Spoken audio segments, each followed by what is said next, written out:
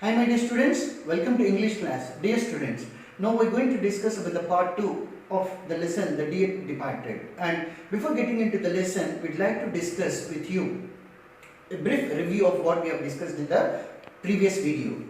Dear students, the present lesson, Dear Departed, is written by William Stanley Houghton. And the central theme of the story, the present story, is deteriorating family values and growing materialism. That is what the problem he addresses, William Stanley Houghton addresses. And main characters what we have in this lesson is, characters are, the main central character, central figure of this entire story is Abel Merriweather, the main character, and he is 70 plus years old and he loves his life very much and he enjoys his life. He is frank and straightforward, and not only that, he is wise in taking decisions. His decision, how wisely he will take a decision, you will find at the end of the story. And Abel Merriweather's elder daughter, Amelia Slater, and she is very cunning and greedy lady. We already know that. And her husband, Henry Slater, and Abel Merriweather's younger daughter, Elizabeth Jordan, and Elizabeth Jordan's husband, Ben Jordan.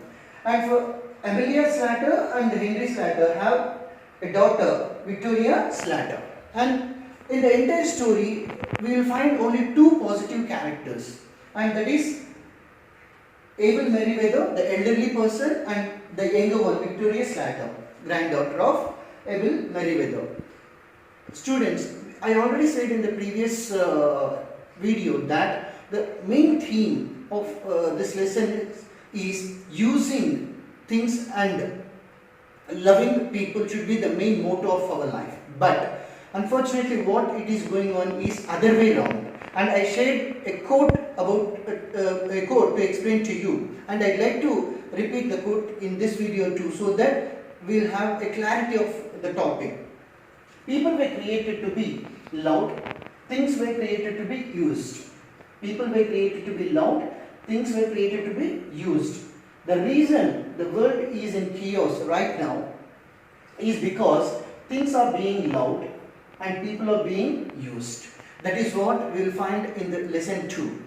And when Amelia Slater finds that Abel Merriweather is no more, but in fact is in deep sleep, but Amelia Slater mistook that he is dead, her father dead, and the rest drama goes on, and Amelia Slater's husband Henry Slater sends a telegram to Ben Jordan and Elizabeth Jordan, and they will come. Until this part we have discussed, and how both Amelia Slater and Henry Slater were eagerly trying and planning to get possession of all the materialistic things, as many things as possible, and how greedy they are. Until that we have discussed, and we have seen that Elizabeth Jordan and Ben Jordan came to Amelia Slater's house, and today we will continue from there. For the continuity, I'd like to read it from the last paragraph what we have discussed. Victoria ushers in Ben and Mrs. Jordan. Both Ben and Mrs. Jordan comes. The latter is a stout, complacent woman with an irritating air of being always right. She is wearing an outfit of new mourning. Ben is also in complete new mourning. So it's a sad dress. We already discussed that. Wearing a black dress is a symbol of sadness, expression of sadness on somebody's death, dearest people's death. He is rather a jolly little man, but at present trying to adapt himself to the regrettable occasion. Mrs. Jordan sails into the room.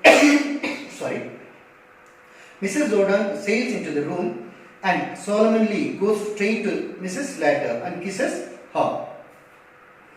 The men shake hands. Until this we have discussed in the previous video. Now we are continuing. Please follow carefully. Mrs. Jordan, well Amelia, and so he is gone at last. See the way the younger daughter of Abel Merriweather says, well Amelia, and so he is gone at last. At last father passed away. and there is no remorse, there is no pain of the loss about the loss of her dearest father. That is what the bad nature of the daughters, these two daughters. For that, Mrs. Slatter responds, "Yes, he's gone. He was 72 a fortnight last Sunday." She sniffs back a tear. See, it's an all. So both these daughters are acting sadness. In reality, they're not at all sad that their dearest father passed away. In reality, he's not passed away, but they're thinking he has passed away. And Ben Jordan responds, "Now, Amelia, you must not give way. We have all got to die sometime or other." That he says jovially. Very actively he says. There is no hint of pain or sadness in his face. Mrs. Jordan, and now perhaps you will tell us all about it. Mrs. Slatter, father had been merry this morning. Father had been merry this morning. Early morning he is very active. He went out soon after breakfast to pay his insurance. He went out soon after breakfast to pay his insurance. And immediately see what Ben says. "Ben, my word, it's a good thing he did." So they're not worried about the demise of the elderly man, but so he paid all the insurance premiums and everything. They're happy about that. He went out soon after breakfast to pay his insurance. "Ben, my word, it's a good thing he did." Mrs. Jordan, he always was thoughtful in that way. He was too honorable to have gone without paying his premium. Henry, and when I came in, I found him undressed sure enough and snug in bed. Snug in bed, slowly he lay down. Closely he lay down. He went to sleep. Mrs. Slatter, and when you had finished dinner, I thought I'd take up a bit of something on a tray. He was lying there for all the world as if he was asleep. So I put the tray down on the bureau. She's correcting here. You just keenly observe because she is eyeing to catch hold of the bureau. So on the bureau, correcting herself, on the chest of drawers, and went to wake him. And she's giving a pause because she is lying, right? So he was quite cold. So she is preparing a story around that.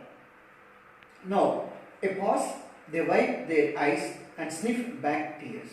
Again acting. Mrs. Slatter, raising briskly at length in a businesslike tone, "Well, will you go up and look at him now, or shall we have tea?" So she stood in a polite way. She's asking all the people, her sister and her sister's husband, that will you go and see him now, or will you have tea? Mrs. Jordan, what do you say, Ben? She's asking her husband. Ben, I'm not particular. They're not worried to see the body of Abel Merriweather. In fact, he's not dead. But they're not bothered to see him. See, by this you can understand the nature of all these people's nature. Mrs. Jordan, surveying the table, "Well, then, if the kettle's ready, we may as well have tea first." So, if the tea is ready, kettle's ready, tea is ready, we'll have tea first. Mrs. Slatter puts the kettle on the fire and gets tea ready. Henry, one thing we may as well decide now is the announcement in the papers. Now, instead of looking at the body and looking what happened, immediately they're going how to announce the death of Abel Merriweather's news to the world. In the papers. That is in the newspapers. Mrs. Jordan, I was thinking of that. What would you put? A pause. So they're thinking what we need to say. Mrs. Jordan, well, we'll think about it after tea. And then we'll look through his bits of things and make a list of them. There's all the furniture in his room. So, see what the younger daughter, Mrs. Jordan, is telling. That we'll think later on, but first of all, we'll list out all the things in his room. And whatever the things belongs to his father, she wants to make a list of them. Dear students, you can identify the lady's nature, you can clearly understand the nature, or a greedy nature of these two sisters, and you can estimate what kind of a people we will find in the society.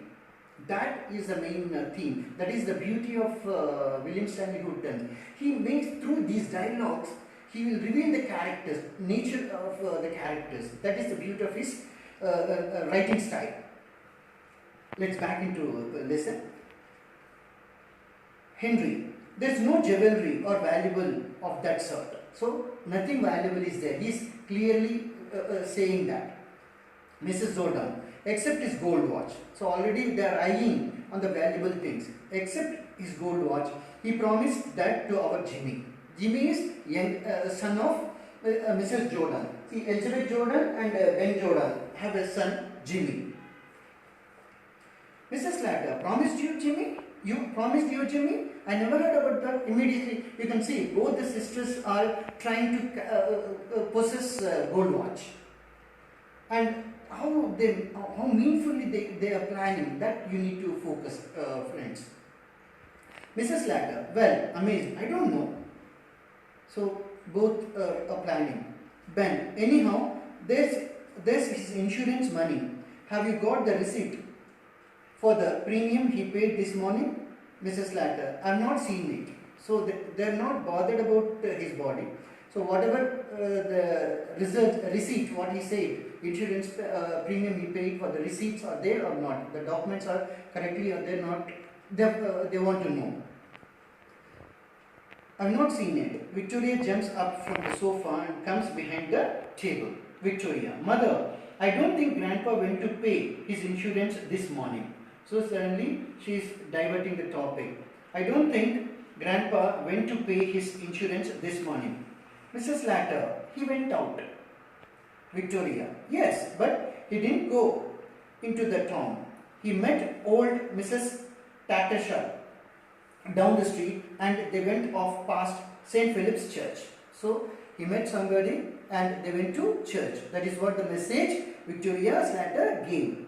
Ben, do you think he has not paid it? Was it overdue? So now they are worried whether the insurance premium was paid or not. If the dues are there, so it will be a problem for them because they will not get money. Mrs. Slater, I should think it was overdue. I should think it was overdue. Mrs. Jordan, something tells me he has not paid it. I am thinking he might have not paid. Younger daughter 6. Ben, the drunken old beggar. See immediately how the language, how disrespectfully the language is changing. You can understand, students. That shouldn't be the way we should treat our elders. Mrs. Jordan, he has done it on purpose just to annoy us. He has done it on purpose just to annoy us. You want to trouble us, you want to cause pain to us. That's why he did like that. So in fact, giving birth and taking care of them and fulfilling all their wishes is not at all suffice for them, and yet they want more from their father. How greedy these people are, you can understand. Mrs. Slater, after all I have done for him, having put up with him in the house these 3 years, it's nothing sort of swindling, wasting of money. So taking care of elderly father is, they're thinking it's a waste of money, waste of valuable money. Imagine what kind of a mean people they are. Mrs. Jordan, I had put up with him for 5 years. They're calculating. I took care of him 3 years and I took care of him 5 years. Mrs. Slater, and you were trying to turn him over to us all the time. You're sending us always to us, she's saying. Henry, but we don't know for certain that he is not paid the premium. Mrs. Slater, Victoria, run upstairs and fetch the bunch of keys that's on your grandpa's dressing table. So she's telling to her daughters, Mrs. Slater is telling to her daughter, go Victoria, go and get the bunch of keys from grandpa's room. Victoria, timidly, in a shy way. Timidly means a little, little shy way. In grandpa's room, I should go to grandpa's room, like that.